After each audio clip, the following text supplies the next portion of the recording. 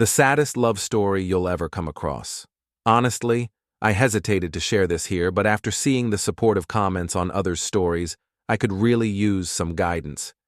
Just a heads up, this is a pretty lengthy and intense tale, so feel free to skip it if you're not up for it. I definitely don't want to burden anyone with my experiences. I was in a long-distance relationship with someone I met online about 6 or 7 years ago. We dated for just over a year, but before that, we were really good friends online. Even though we hadn't met in person, we had some deep conversations about all sorts of topics, like social issues and our views on the world. I'm not sure why we did it, but every time we chatted, it was all about what was going on in the world and our thoughts on it. We could go months without talking, but whenever we reconnected, it felt like no time had passed. Whether it was through email, WhatsApp, or letters, we always found a way to reach out. Looking back, we did dream about being together, getting married, and having this beautiful, poetic love, but at that age, around 15 to 16, we kind of knew it was just a fantasy. We kept each other updated on our lives, sharing pictures, and it was always nice to reconnect. We were just two people who didn't really fit into the mainstream scene. We weren't into social media or internet culture. So we stuck to texting and emailing, creating this sense of familiarity with someone who felt so far away, yet so close. Until we hit adulthood at 18, we were just chatting online, but then we finally decided to meet up in real life. Let me tell you, it felt surreal. She picked me up at the train station, and I got this huge bear hug from her. After that, she took me to the hotel where I'd be staying. Once I checked in and we got to my room, she couldn't stop grinning. It was adorable, but honestly, I was a bit worried too. For the next hour, she just kept smiling like she was on some wild high. Looking back, I think she was just so filled with joy that her body couldn't help but react that way. How sweet is that? We were all about the hugs, kisses, and hand-holding, just soaking in the joy of finally being together after knowing each other for so long without meeting in person. For 3 whole days, we were wrapped up in this amazing bubble of happiness and warmth. She lived a few hundred miles away, so it felt surreal. At the end of the first day, she told me she couldn't believe I was actually real. On the 3rd day, we grabbed some coffee before I had to catch my train. We chatted about life and shared our thoughts on depression, debating whether it's more of a scientific issue or a societal one. While she was talking, I noticed she had a diary in her bag, so I asked if I could write in it. She looked a bit surprised, but happy to let me. I filled a few pages with some romantic and poetic thoughts, and even sketched her a quick drawing of flowers. Just as I was about to show her, she said she needed to use the bathroom. When she came back, I could tell she had been crying, so I moved over to her side of the table, hugged her, and asked what was up. She told me there are some really terrible guys out there, and no matter what happens between us, I've really set the bar high.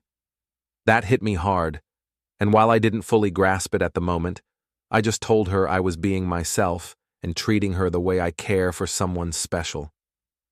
Looking back, even though I don't usually cry, that moment still gets to me. After that first meeting, we ended up having this amazing long-distance relationship. She was a few hundred miles away, but we made it work for a whole year. While I was at university, I worked all month long, and when payday rolled around, I'd book a hotel for a few days in her city so we could hang out every couple of months. It felt like a fairy tale. We were totally in love, like something out of a movie. She was a virgin before we finally took that step together, and every time we made love, it felt like a dream come true for both of us. You get the vibe. We were head over heels. There were moments when she'd tear up, telling me she never thought she'd find a guy as amazing as I was, and she was so thankful to have me in her life. I loved it too. We never went a day without chatting, texting, or calling each other. It was like a beautiful piece of art, perfectly crafted. We weren't your typical couple. We loved creating poetry together and spent our time enjoying picnics and long walks while talking about everything. Life was just incredible. Here's the tough part. In the summer of 2024, about a month after we last saw each other, and right after we celebrated our 1-year anniversary, she started having doubts about our relationship.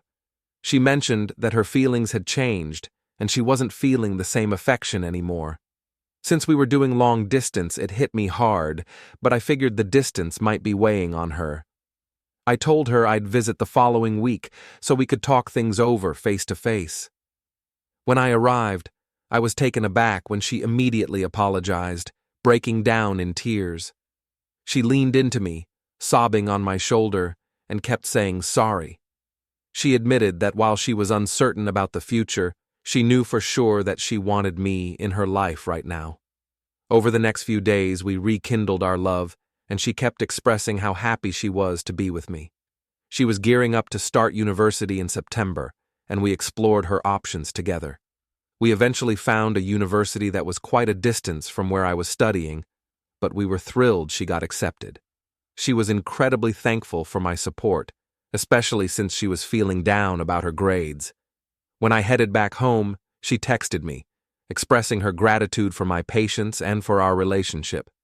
It felt like we were back to our usual selves, this beautiful, poetic love that connected us. Fast forward 2 weeks, she moved away for university, and I returned to my own studies in medicine, which was far from her. The first week of I find myself thinking about us a lot.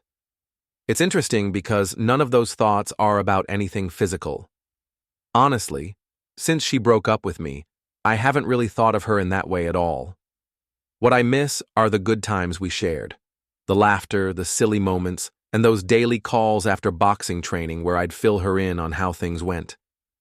I remember sending her videos of my fights, excited to share my wins and venting about my losses.